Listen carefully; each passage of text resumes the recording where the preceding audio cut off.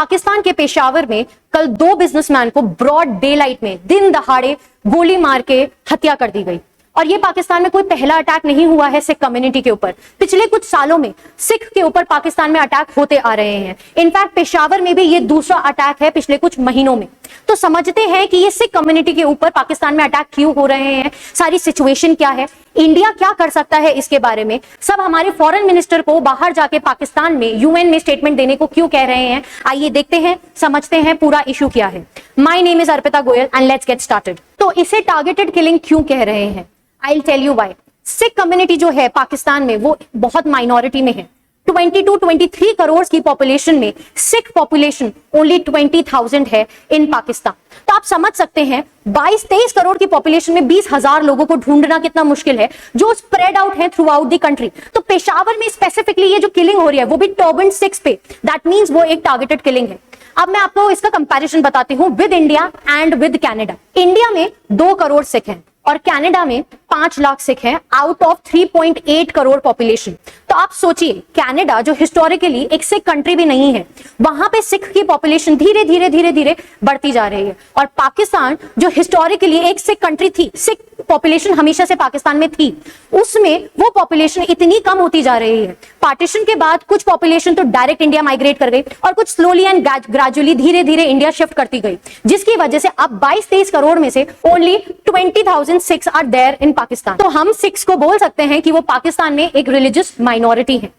Religious minority का I hope अब आप मतलब समझ गए होंगे। तो हमारे पंजाब में जो सिख लीडर्स हैं, पॉलिटिशियंस हैं, ऑपोजिशन के मेंबर्स हैं, वो सब रिक्वेस्ट कर रहे हैं हमारे फॉरेन मिनिस्टर एस जयशंकर को कि वो जो ये सिख कम्युनिटी का सेफ्टी और सिक्योरिटी का इशू है उसको उठाएं और पाकिस्तान से बात करें।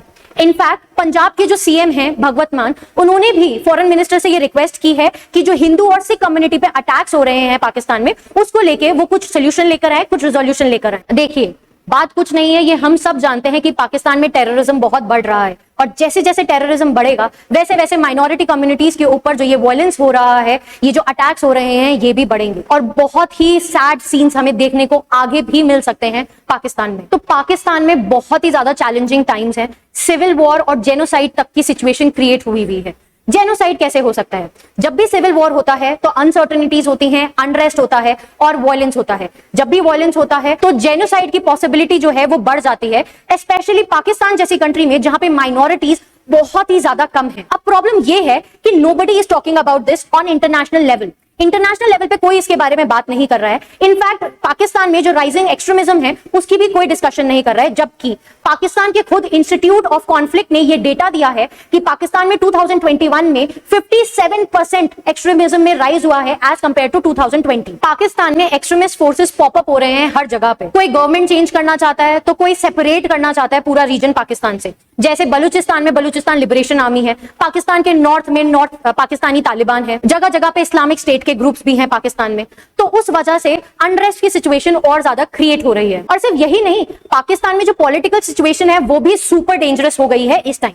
जो पाकिस्तान के एक्स प्राइम मिनिस्टर हैं मिस्टर इमरान खान, उन्होंने बोला है कि जो उन्होंने उन्हें रिप्लेस किया वो थीव्स हैं, वो चोर हैं और वो वर्स देन एटॉमिक बॉम्ब है। मतलब उनका कहने का मतलब है कि इससे बेटर होता कि पाकिस्तान पे एक एटॉमिक बॉम्ब गिर जाता, ना कि उनकी जगह पे कोई रिप्लेसमेंट आता। और उनका कहना यह भी है कि उनको मारने की एक कॉन्स्पिरेसी चल रही है इस टाइम पे। और वो उन्होंने यहां तक कहा है कि उन्होंने एक टेप रिकॉर्डिंग किया है और अगर वो सच में असैसिनेट हो जाते हैं तो वो टेप रिकॉर्डिंग जो है वो लाइव हो जाएगी और उसमें वो सभी के नेम्स रिवील कर देंगे जिन जिनने उन्हें मारने की कॉन्स्पिरेसी की है। अब इमरान खान के असैसिनेट होने से ये सिख माइनॉरिटी का क्या रिलेशन है, उनके ऊपर अटैक होने का रिलेशन समझते हैं। देखिए पाकिस्तान में इमरान खान की कुछ अच्छी खासी फैन फॉलोइंग हो गई है। लोग तो यहां तक समझते हैं कि पाकिस्तान को इमरान खान ही है जो ऊपर ले जा सकते हैं। उन्हें वो पॉलिटिशियन ही नहीं मानते हैं, अब पॉलिटिशियन से भी ऊपर उठ के मानते हैं। तो अगर इमरान खान को असैसिनेट कर दिया जाता है तो अगेन पाकिस्तान में अनरेस्ट की सिचुएशन हो जाएगी, सिविल वॉर की सिचुएशन बन जाएगी, वायलेंस होगा और अगेन माइनॉरिटी कम्युनिटी ही है जिसके ऊपर अटैक सबसे पहले होने स्टार्ट होंगे। तो माइनॉरिटी कम्युनिटी थ्रेटन हो जाएगी। Now what can India do? काफी लोगों का कहना यह है कि हम सिटीजनशिप अमेंडमेंट एक्ट के थ्रू इसको रिजॉल्व कर सकते हैं,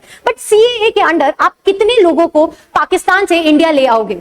तो वो कोई सोल्यूशन नहीं हुआ। तो इंडिया के पास एक ही सोल्यूशन है, ये नहीं कि वो पाकिस्तान से बात करे, क्योंकि पाकिस्तान में इस टाइम सब पावर ग्रैब करना चाहते हैं, government, opposition leaders, army. India के पास एक्चुअल सोल्यूशन यही है कि वो यूएन में जाए और यूएन से बात करे। अब यहाँ पे एक और प्रॉब्लम आती है। यूएन जो है वो अभी तक बहुत सिलेक्टिव रहा है विद एब्राहमिक रिलीजन्स एंड उन्हीं के प्रॉब्लम से फोकस करता है।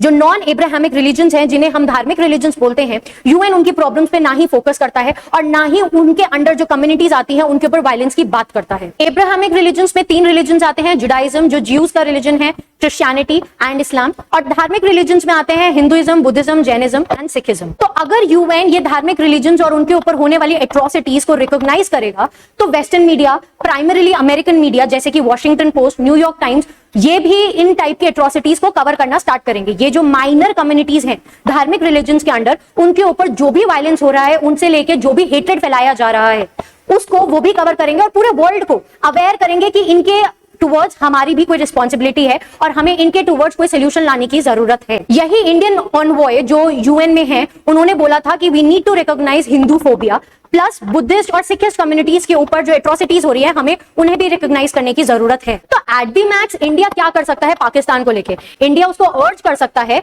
कि आप सिख कम्युनिटी के टुवर्ड्स थोड़ी सी सेफ्टी और बढ़ाएं, उनकी सिक्योरिटी के लिए कुछ मेजर्स और लेकर आए। बट पाकिस्तान उसके रिस्पॉन्स में एट द वेरी बेस्ट यही बोलेगा that we are doing our best, जिसपे इंडिया कुछ नहीं कर सकता। सो वी होप कि ये जो एट्रोसिटीज हो रही हैं पाकिस्तान में माइनॉरिटीज कम्युनिटी के ऊपर, जैसे कि सिख कम्युनिटी, वो बंद हो जाए and our wishes are with their family जो ये सब फेस कर रहे हैं। I hope you like the video. अगर अच्छा लगा तो give it a thumbs up and share it with your friends and family. I am looking forward to it. Subscribe करना मत भूलना और नोटिफिकेशन बेल को जरूर प्रेस करना है।